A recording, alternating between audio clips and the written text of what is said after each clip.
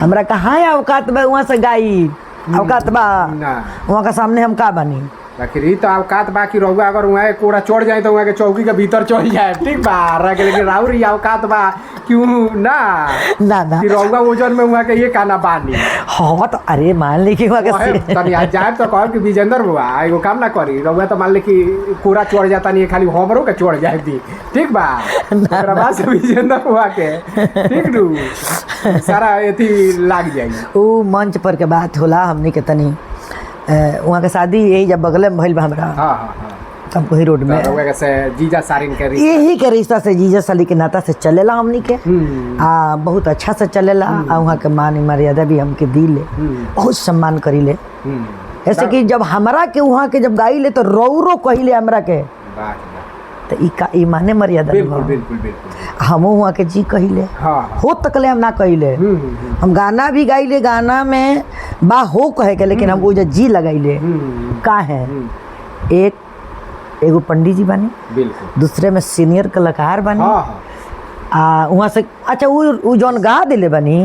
इतिहास हो गइल बा एकदम मिल के पत्थर बा ओकरा के काटे वाला नहीं है उ रही चाहे ना रही लेकिन उ बाजते रह हर जगह बाजेला आ वहाँ के छिटका लेके ब्यास लोग आवता हमहू गावत नहीं तो हम वहाँ के माने ना तो वहाँ के गाड़ी देव हम अच्छा विजेंद्र बाबा के दुगोला में विजेंद्र बाबा के चापे खातिर होगा कोनो गीत गावे नहीं कोई गो गीत होला तो तनी वो गाई ना वो का देख के वहाँ को अंगे टूट जावा जब देखे वहाँ के तो कह के बुझाता कि आज हमारे व्यवस्था बका दूंगी ठीक बा तो तनी एगो वो टाइप के गाई तो वहाँ के चापे खातिर कोशिश करी लेकिन चपाई लेना वहाँ के ऐसे कि स्टार बनी वहाँ के दुगोला के माध्यम से लेकिन गाई ले वहाँ के हम एगो गाना विवेक बाबू गानवा जो लिख आई एगो और नाव का यानी एगो गौनी होकर जोड़ा बा हाँ एगो गाना वहाँ के दाबे खातिर आइल गौले में लेकिन चढ़ौले नहीं के लो अच्छा चलियो हम चढ़ा दे बाबा वो मेहरारू कहतिया अच्छा ये जब मेहरारू की बात कर दी जब साली जीजा के बात ले आ दी हम साली कहत नहीं अपना जीजा जी से अच्छा कि सालोता ई चैत हो लागे ना मनमीत हो रतिया में आवे ना निनिया बला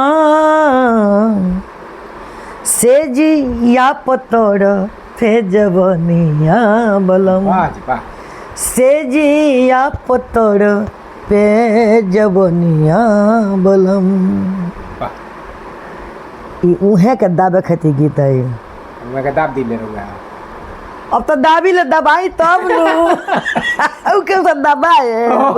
खैर गाना गुनी से ना दबाए तो कह दे कि ऐसा मत करी कि हमरा देख के उपयोग करे के पड़े तो ओकरा बाद से हुआ के तो छपाइए जाए एकदम ना अरे दादा बड़ा फरहर बनी हाँ निर्मला जी रउआ हिसाब से भोजपुरी के ऐसा के गायक बा जे रउआ माने बेहतरीन लागेला देखी फर्स्ट में तो विजेंद्र बाबा आज जेकरा संगे हमार जोड़ी बन शुरुआत के बात कहत नहीं माने हम माने हिट बनी अच्छा